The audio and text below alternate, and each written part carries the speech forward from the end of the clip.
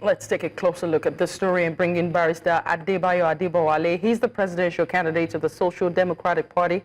Thank you so much for joining us. I believe you're joining us from Abuja. What do you make of this bill? Well, thank you. My name is Adewole Adebayo. The bill is just another bill before the National Assembly.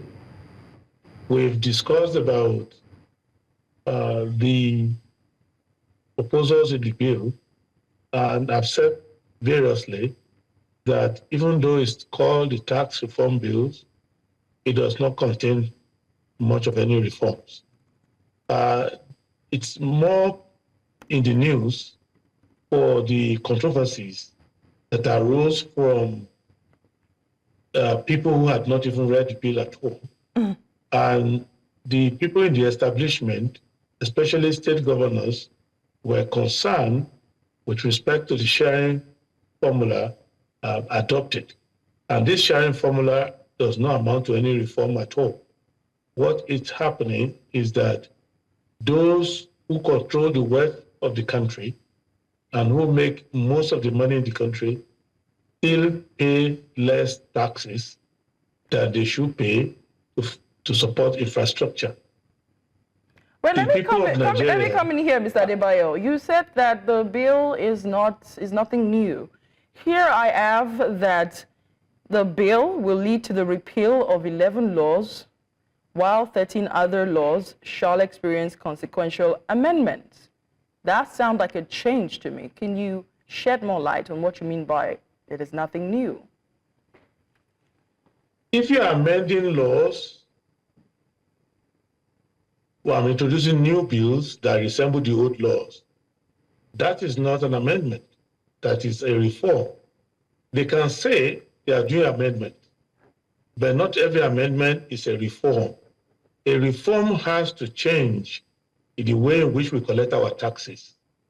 It has to change the way in which we account for our taxes. It has to change the way in which we utilize our taxes. So if you don't change any of that, you can call anything a reform. That is just use of English. Mr. Adebayo, let me come in here again, because I have skimmed the bill, and here it says that initially, at least for income tax, I believe, it says people who earn from 800,000 up will not be charged, will not be, they would not pay taxes, 800K a year. And the old one says from those who earn 300K a year, we're paying, ideally, they should be paying 7%. That sounds like a change to me. Is it a change to you? It's not every change that's a reform. That's what I'm making. If you change the venue of a meeting from Ikeja to Ikoyi, the meeting has not been cancelled. Just a change of venue. What I'm saying, in essence, is that all these reductions were within even the old bills. There were rooms for the Federal Executive Council and for the President and the Minister of Finance to adjust all of these formula. So that's not the issue. The issue is that fundamentally, and my worry is that they call it a reform. If they say tax amendment bill, I don't have a problem with that. But when you say a reform, you must fundamentally change the way we are doing things. This new bill does not change the way we do things. For example, calling the Inland Revenue Service, Federal Inland Revenue Service, National Revenue Service, that is just a change of nomenclature. It's like calling Nigerian Army, the Nigerian Border Force. If you don't change the way in which they fight wars, if you don't change the way in which they respond, I am saying change the content, not the label. Right. So that's the point I'm making. I hear you on that one. I hear you, and we're going to have to cross our fingers and see whether it will really change the way we do things. But when you hear criticism like this bill is anti-northern states, what do you think the critics are trying to say?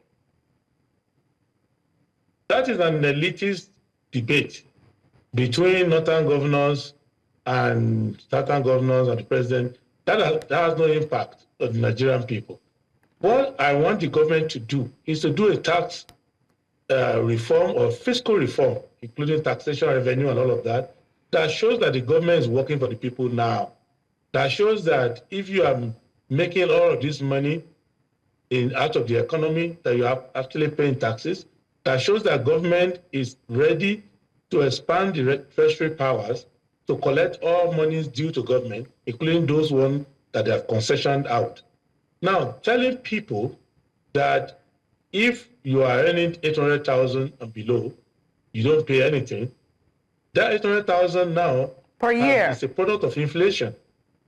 Yes, but that 800,000 now is not up to 100,000 before, because the devaluation of the currency and the inflation is making 800,000 now to be smaller than the 300,000 that was in the bill. That's the point I'm making. That the idea behind that is that the people who earn little money will have enough money in their pocket to pay for their basic needs. The 800,000 a year cannot pay for the basic need, because I do not need to be a mathematician to divide 800 by 12. Would you then say this bill is, would you say this bill is actually pro-poor and pro-working class? Because the proponents of this bill say that's exactly what it is. It's an insult to the poor, because they are assuming that the poor don't know maths. That's why they are poor. If you say to me that a bill which says that I remain in poverty, but I won't pay taxes out of my poverty, because anyone, I don't know if you have a driver, but if your driver... Oh, no, I don't have a driver, actually. Yes, okay, thank God for that. Because if you do have a driver and you are paying your driver less than 2 million naira a year, you are leaving that driver in poverty.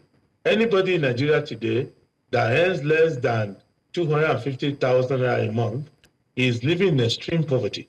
So these 800,000 divided by 12, which will bring you to something in the neighborhood of 70,000 or 70,000 naira, that they are saying essentially that anybody who owes any minimum wage will not pay. That's what they mean by that. And the minimum wage is 70,000 is an abysmal insult. So what I'm saying in essence is this: you have won election, you have majority in the National Assembly, you can pass any laws you want. That's your business. But don't insult us by calling it a reform. You can call it tax amendment bill. Then we look at it on the merit and realize that your amendments don't answer the needs. And if you have time, I will tell you the 3 areas where people of Nigeria are worried. What sort of conversations are you, right, what sort of conversations are you expecting Nigerians to have when this bill is set for public hearing? First, they need to ask them, the people who are making all the money in the economy, the big contractors, the bankers, and all these people who are financing politics, how much in taxation are they paying? Because if you look at the amount of money that the government is declaring in this year's budget and in the recent budget, it doesn't show that we have a strong tax base at all. Secondly, where is the government revenue from port management, from airspace management, from solid minerals, from all the other government institutions that you have privatized? And many of the government institutions whose sources of revenue you have given out to concessionaire, you need to make a public declaration of how much is it. Even now, this tax reform bill does not even enable those lawmakers there to know how much government is earning. If you doubt me, go and play tapes of them question ministers during budget defense. Right. It is a shame that National Assembly, which is supposed to know every cent, every kobo of government revenue, is relying on ministers who don't know anything, because most of these sources of revenue for government historically have now been turned over to concessionaire. Right. And government is just a bystander.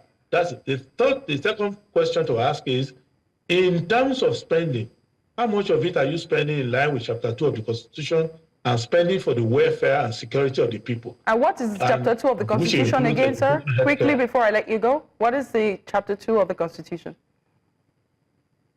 It's fundamental objective and directive policy, directive principle of state policy. It shows how government must spend money on what government must spend money and how government is supposed to distribute the budget. And they are violating all of that. What I'm bringing out of all of this is that they are in power now, they can do whatever they like, but what they are doing is not a reform, and it's not a reform because it does not lead to any fundamental We're going to have to leave it there. Just the change of the nomenclature, the change of words. We're going to have to leave it there. It's a bill that still has a couple more stages to go. If it passes, our fingers are crossed. Of course, we'll be monitoring the success or otherwise of this bill. Thank you so much, Mr. Adewole Adebayo. Thank you, and God bless Nigeria. Thank you.